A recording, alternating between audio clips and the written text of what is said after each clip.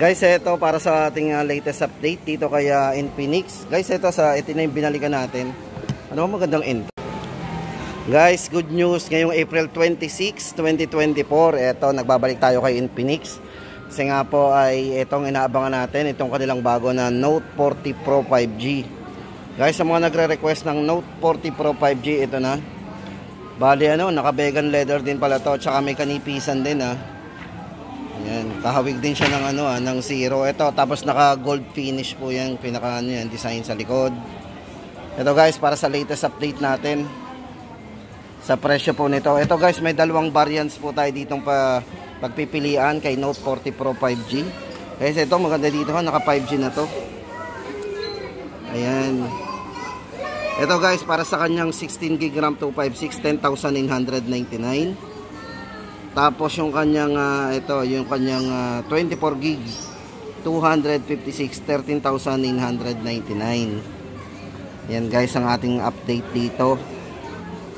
Para po sa mga specs and parameters guys, ito unang-una po sa kanyang specs dito yung kanyang 100 watts all round fast charging 2.0. Tapos meron din siyang grabe, meron siyang wireless capable, so naka 20 watts wireless po yan. So ito guys, naka 3D curve, 120Hz po yung refresh rate ng screen.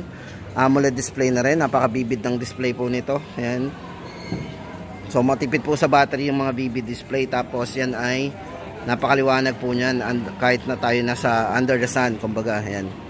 Then ito guys, naka active halo first in segment all AI lighting. Ayan guys, para sa chipset, check po natin. Ito po yung naka Dimensity 5G 7020 with up to 24GB extended RAM, 108 megapixel para po sa kanyang optical image stabilization, at equipped na rin po siya ng IP53 para sa kanyang splash proof. Yan, water and dust resistant din. Yan, meron na rin siyang AI and may IR remote control at naka NFC na rin. Ito guys, para sa ating latest update sa presyo po nung bago nilang Note 40 Pro Plus 5G, 13,999, 24,256, at yung kanyang 16GB RAM 256, 10,999. So yun po yung 4G. Yan. Tapos guys, ito tuloy na natin sa dito naman kanilang Hot 40 Pro. Ito para sa update natin. Ito naman kung naghahanap tayo ng budget din na mas mababang gaming phone o may mataas na specs. Ito may mataas na specs guys. Ito para sa kanyang 16GB RAM 256, 7,499, 8,499 naman para sa kanyang yan, 21GB RAM.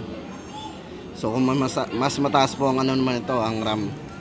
Ayan guys, para dito kay Hot 40 Pro, ayan. Ito yung kanyang design. Tapos guys, ito chipset nito is naka Helio G99 para sa kanyang X-Boost gaming engine. Camera po 108 megapixel para sa kanyang main camera. At naka 120Hz na rin po yung refresh rate nito. Ayan. 33 watts fast charging na rin with 5,000 mAh battery.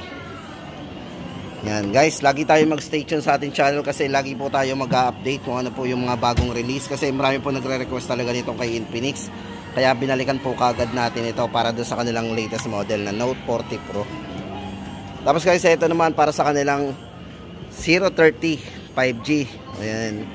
Para po sa dalawang variants ito guys, yung kanya pong variant na yung 4G. Siyempre guys, parehas lang po ng design yan.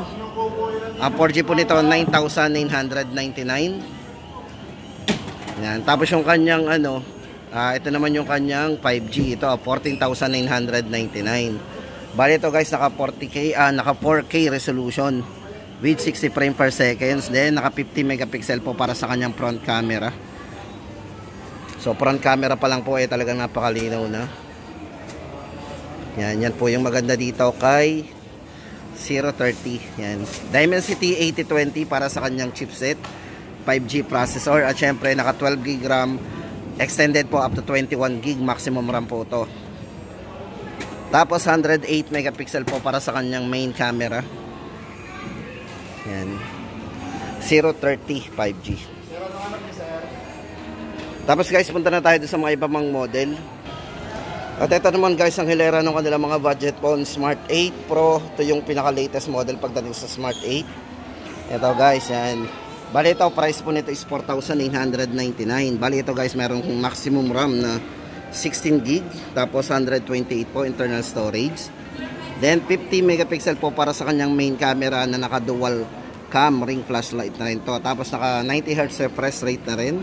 So napaka-smooth na rin po niyan guys. Mostly kasi sa mga basic phone o yung mga budget po na 60 frame. Pero dito as 90 Hz. Mostly po kasi yan sa mga budget phone 60 Hz lang po. Pero okay na rin yung 60 Hz. Pero dito naka 90 Hz po yan. So mas mataas po yung ano nito pagdating sa mga budget. Then ito yung kanila namang tatlong model po. Kung gusto natin ng mas budget pa, ito meron pa po tayo ditong pagpipilian. Ito guys para dito sa Smart 8. Yan. Ito naman po yung naka 6 gig RAM 64. Ito po ay 3,399. Tapos yung kanyang mas mataas na RAM, ito naka 8 gig RAM 64 din, 3,699. Yan, kung mapansin nyo guys, size ng screen naka 6.6, naka magic ring na rin yung design, 90 Hz refresh rate, 5,000 mAh battery, naka type C. At ayan, naka 8 gig RAM, yung nga po 4 plus 4 extended RAM, 64 gig internal storage. At kung gusto naman natin guys dito ng 128 gig internal storage, dito kay Smart 8 meron din. Ito po ay 3,999 lang.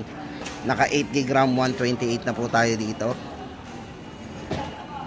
Yan po yung mga budget phone ni Infinix, yung Smart 8, tapos yung bagong release po na Smart 8 Pro.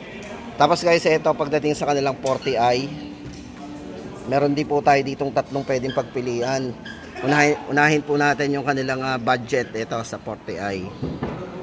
Ito po, bali naka 8 gig RAM 128, ito po ay 4,499. Naka 50 megapixel na po yung kanyang dual cam po para sa kanyang main camera. Then sa selfie may mataas tong 32 MP. Yan.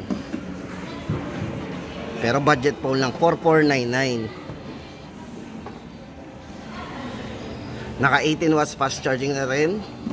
200% volume mode. So may mataas pong volume to. Yan. Punta naman po guys tayo dun sa kanilang 16 gig RAM. Ito naka 16 gig RAM 128. Ito po price po nito ay 5,299 lang din.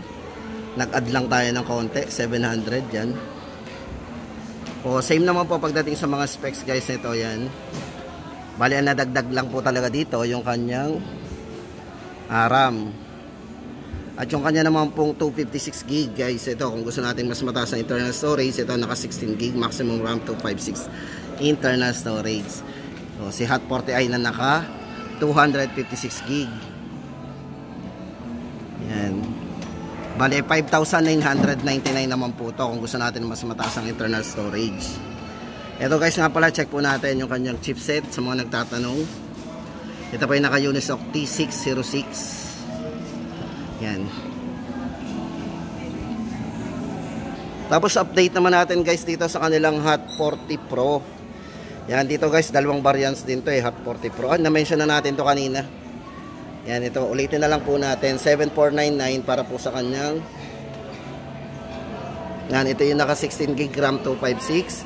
Tapos 8,499 po para doon sa kanyang 21 gig 256. Yung mga hindi po natin na-mention guys, ito. Para po sa CEO, na-mention na rin natin. Ito guys, para dito sa kanilang Note 30 5G. Ayan guys, sa mga nagtatanong ng Note 30 5G, ito naka D6080 5G processor. Tapos ito, naka 16 gig RAM 256 na din. 8,999 po ang price ito. Ayan po guys, ang ating latest update ngayon dito kay Infinix.